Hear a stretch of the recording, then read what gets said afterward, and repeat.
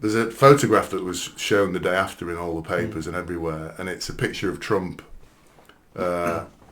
punching, surrounded by security guards, punching into the air, blood streaming down his face. And I think that is it's a fantastic image. I would say probably going to be one of the most iconic images for a long time of a senior person in politics.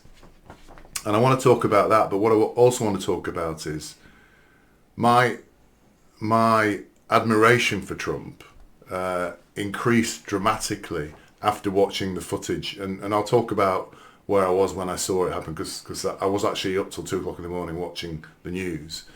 But for those of you who didn't see what happened, he was shot and it blew a piece of his ear off, and then he went to the ground. He was surrounded by security agents, Secret Service agents. Then as they dragged him off the stage, he actually almost pushed them aside. Almost pushed them, he literally pushed them aside in order to raise his fist in defiance. And he shouted out 3 words, fight, fight, fight.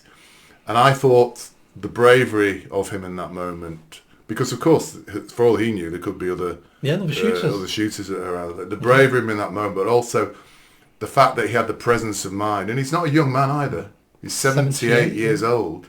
To have the presence of mind to do that, I thought was absolutely remarkable. So my impression of all that, Nick, and we haven't talked about it, so I don't know what you're thinking, is I thought it was a phenomenal moment and a phenomenal thing and a phenomenal behaviour from him as a man at that point.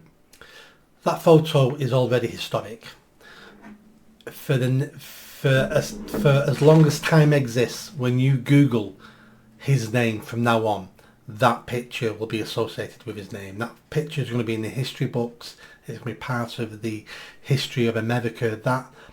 That now is iconic. It's a fantastic photo. After he was shot, did he mean any of that, of what he did? I don't think he did.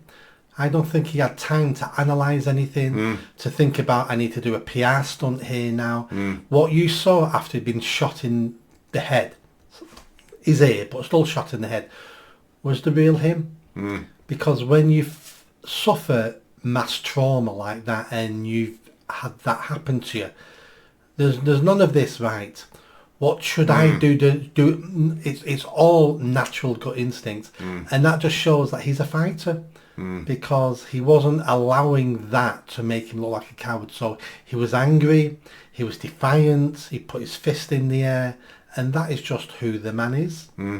It was absolutely phenomenal, and it was actually quite emotional when I was watching it, seeing him do that, and that shouting out "fight, fight, fight," which is as a symbol.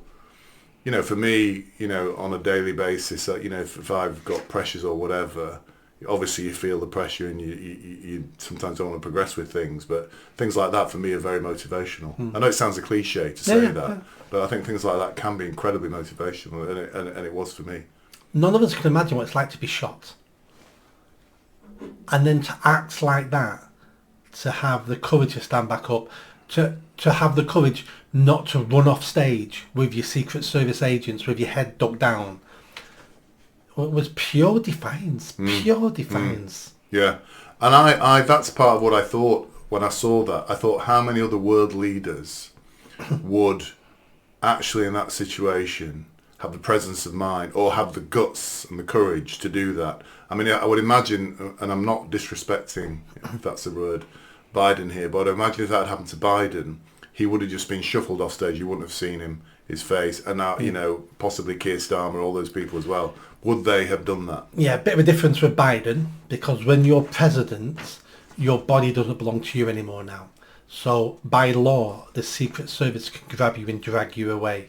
With Trump being only a citizen of America, not president, they've got to ask his permission. They cannot just grab him and drag him off stage. That's what they would have done, whoever was president. So there's a bit of a difference there.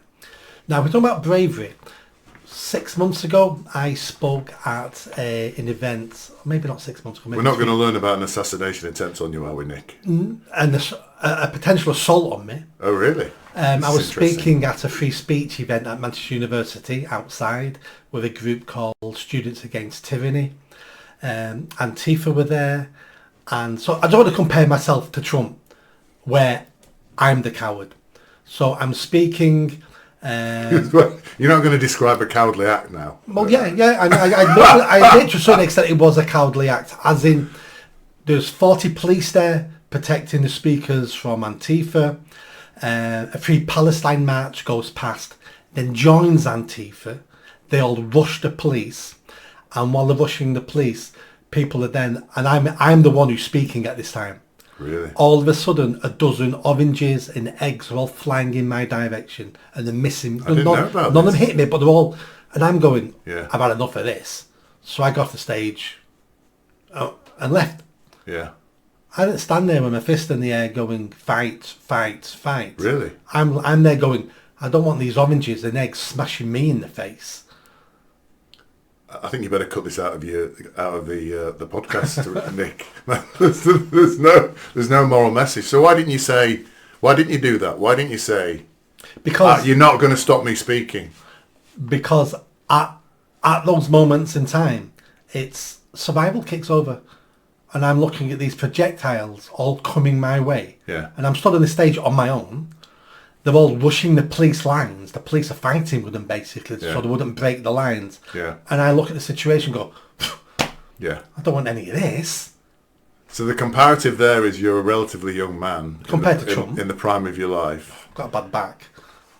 Apart from your bad back. In the prime of your life, somebody's throwing an orange at you and you back down and run off the stage, whereas Trump, who's 86 years old, Shot in the head. 78 years old, Yeah. is shot in the head by a bullet, the danger of that, and yet he forces his way to the front of the stage and shouts out in defiance.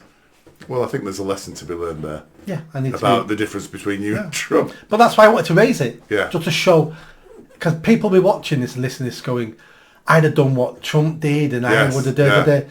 You don't know what you're going to do until you're in that situation, because fight or flight takes over and you're making a million decisions in 1 second because you don't know what decision you're going to make. Yeah. Can I ask a question though? Yeah. If that happened again, would you flee in the same way? Now you've seen what Trump did. Now I've humiliated you on the podcast. Would you act in the same way? Well, it's a bit like saying, would Trump have stood there knowing he's going to be shot?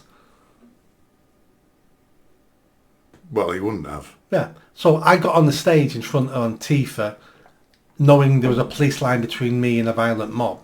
So I still did what I thought was right there. But when there's projectiles being thrown at you and they're whizzing past my head, I'm like, I don't even know what they are till I got off stage and see that they're mainly oranges, potatoes, and there was quite a few broken eggs scattered around, but I don't know what they are when they're coming past my head. I don't know. I'm just giving that as an example of how brave and how much better he came across because of that. Did you enjoy that video? I think you did. Come on now, hit that bell, subscribe, comment. Let's build this channel. I need more followers. I need more subscribers. Be part of the journey. See you soon.